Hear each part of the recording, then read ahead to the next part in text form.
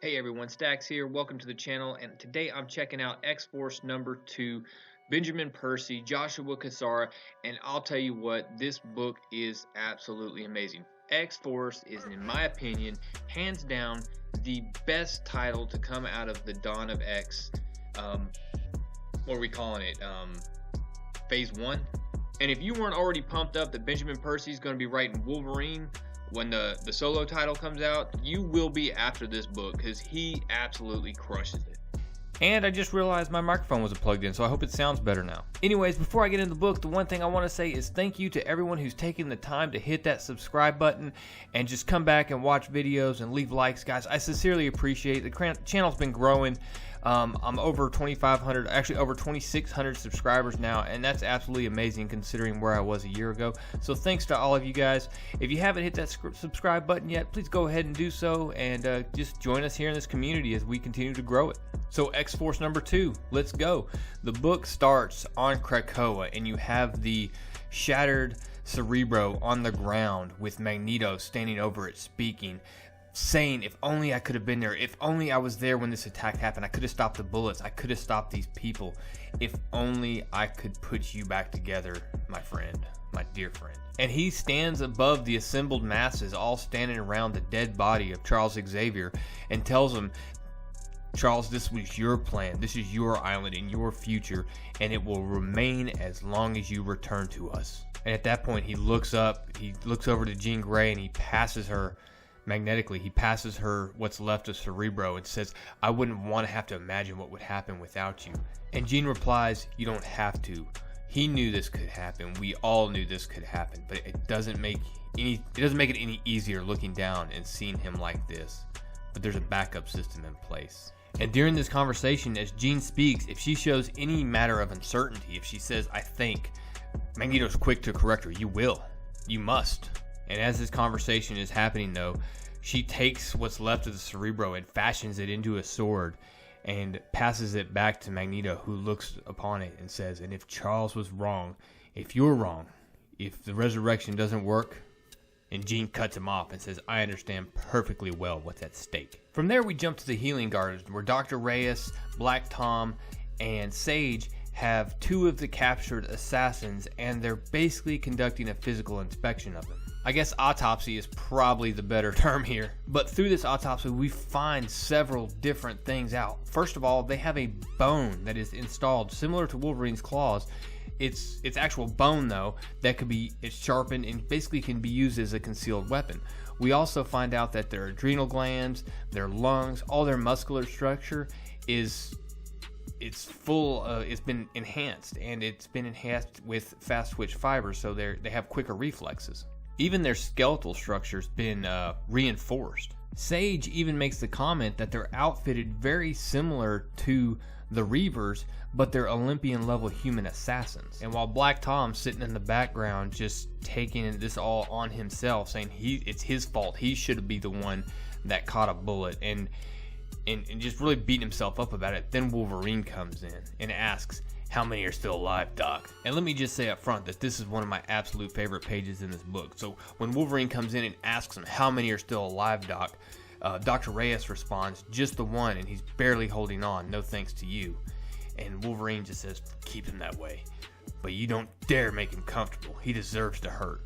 And it's actually not Dr. Reyes, it's the healer who says, I'm not in the business of punishment, I heal. And Wolverine, as he retracts the claws and you have the blood just dripping down from his hand, says, healing and hurting could be the one and the same. That's when the team working on him realized that all these assassins have these unusual skin grafts on them. And if you watched my X-Force number 1 video, you know exactly what that is.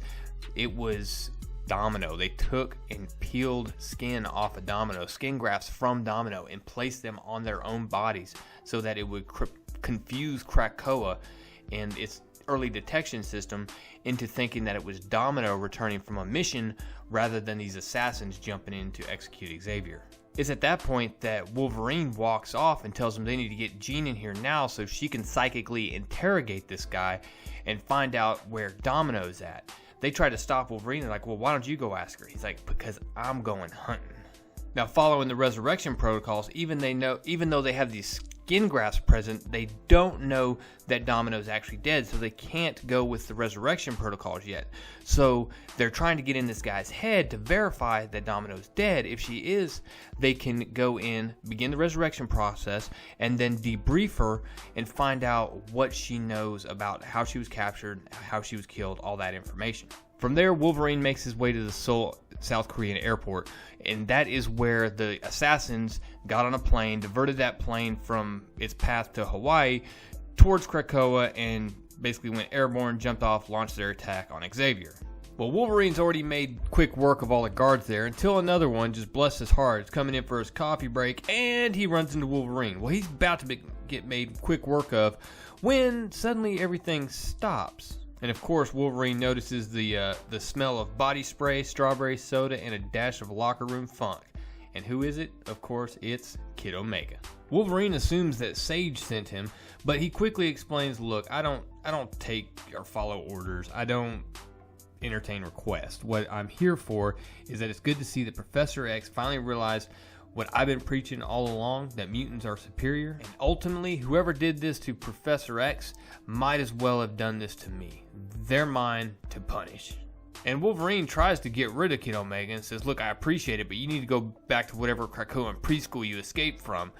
And Kid Omega comes back with like, "Look, don't pretend to be competent in these areas. You need me. You think you're actually going to hack these systems and everything?"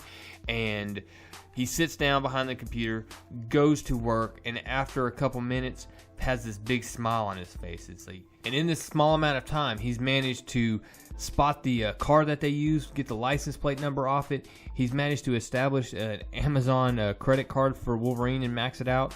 And he's managed to find who he's looking for. So he tells him, "Follow me if you want to stab something." So with the address in hand, they head out, and where they find is a bit surprising. They were kind of expecting a bar or some kind of seedy dive, but what instead they roll up on is a printing press. And Kid Omega makes quick work of all the guards at the gate, and they really quickly get inside the building.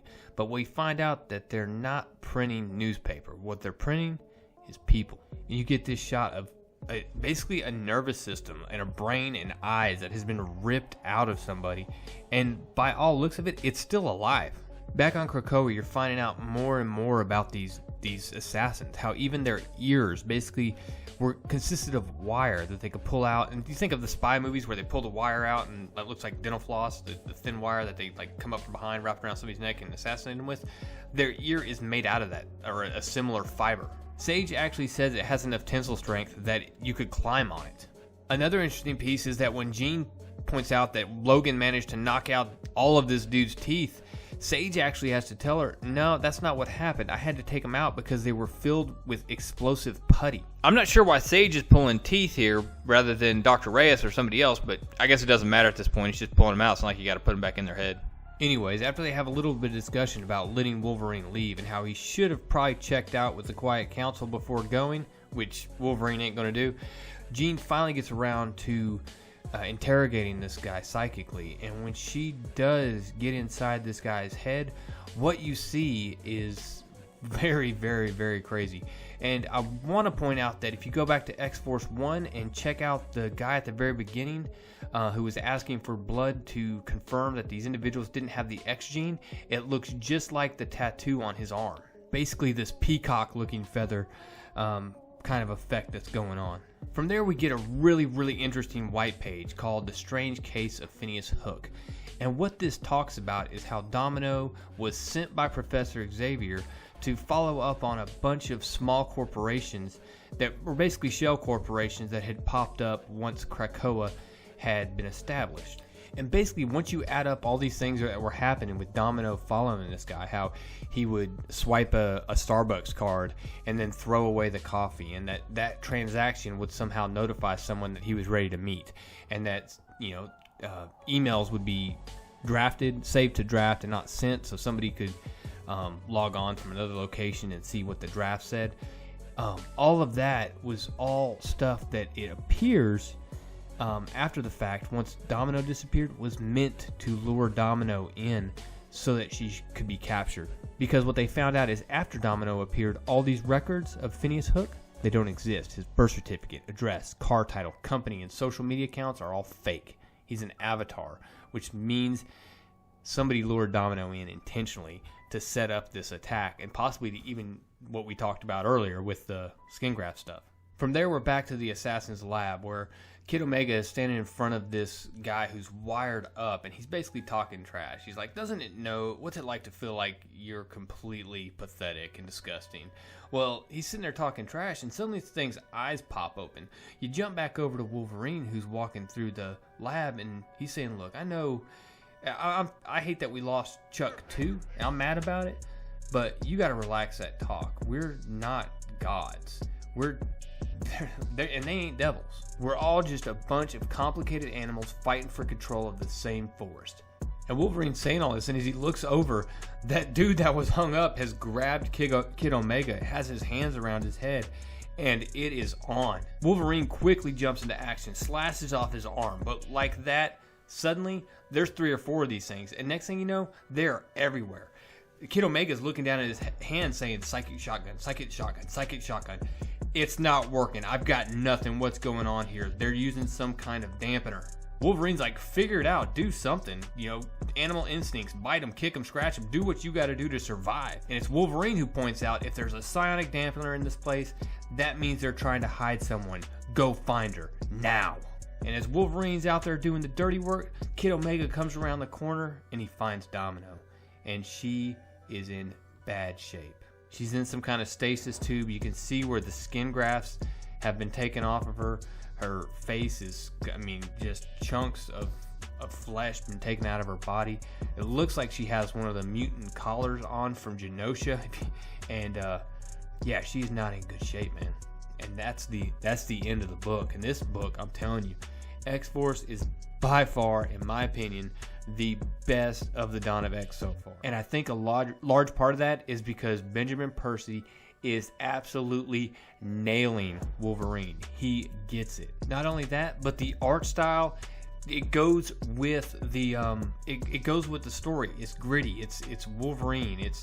It's this dirty CIA wet works stuff that's going on behind the scenes, and the art works for me. I mean, it is. I love the scene of Wolverine standing there and just, the claws coming out and a little bit of blood coming out with him, and then when he puts them back up, you see his knuckles just dripping with blood. It's the idea that, you know what, every time he does that, it's not comfortable, it's not pleasant, it's just something he does. And he is a character that's rough. He is a character that's raw. And he's a character that can deal with that pain. And go back to the audacity of these assassins. The fact that they would do all of this to themselves in order to take out, to launch this attack on mutant kind and to take out Charles Xavier. To what extent are they willing to go to eliminate this threat? I mean, they look at mutants as a threat against humanity. Humanity's gotten to the point where they look at humans as a threat against mutantdom. There's no middle anymore, it seems, and it's gone absolutely insane that you would have these factions go this far to try to take out mutants. Now, one thing I want to say, and I don't know how everybody's going to take this, but hear me out here. So I feel like in a rush to get all these X books out, they're missing some real opportunities. This Domino storyline on how she was set up in this, and how there were all these different things, and how she basically walked into a trap and ended up having her skin weaponized against the rest of Krakoa, that would have made a really, really cool one-shot. I just couple that maybe as a missed opportunity, along with things like Fallen Angels, the getting pushed back past February, some of the scheduled issues. So I'm hoping that they're not rushing these books to the point that art is going to start suffering because of it. I'm glad the writing team is pushing hard to get this story out, but I don't want them to outpace their artists to the point where it begins to decline, things start looking scratchy, stuff like that. Anyways, guys, it looks like it's going to be a busy week of trying to get reviews out. I've picked up this, of course, New Mutants, and what else came out?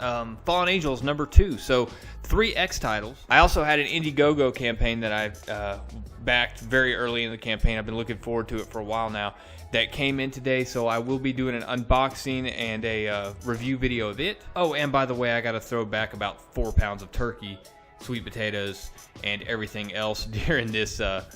Deviled eggs. I always start a meal with a deviled egg and end a meal with a deviled egg. Just bookend it, and just, I'm miserable to be around the rest of the day. But anyways, I hope all of you have an outstanding Thanksgiving. Thank you to everyone who helps support this channel. Thank you to my wife and my kids who allow me time to sit up and stay up late at night most times and work on this, and sacrifice sleep in order to kind of grow this channel and build it up. But this thing doesn't grow at all without you guys watching the video, leaving likes, and hitting that subscribe button. If you want to, real quick, rank, now that we've got all the number 2s out, rank 1 through 6 how you would rank all the current X titles. Quick rundown of them: you have X-Force, X-Men, Fallen Angels, New Mutants, Excalibur, and Marauders. And honestly, I would probably rank them X-Force by way out in front. X-Men, Fallen Angels, Excalibur, New Mutants, Marauders, in my opinion. What's yours? Let me know down in the comments below. Thanks to everyone for their thoughts and prayers. We got a family member going through some health issues, and it's very hard on the entire family, especially around this time of year. So, guys, thank you for that, and I hope you have an outstanding Thanksgiving. And with that, Real Comic Stacks out.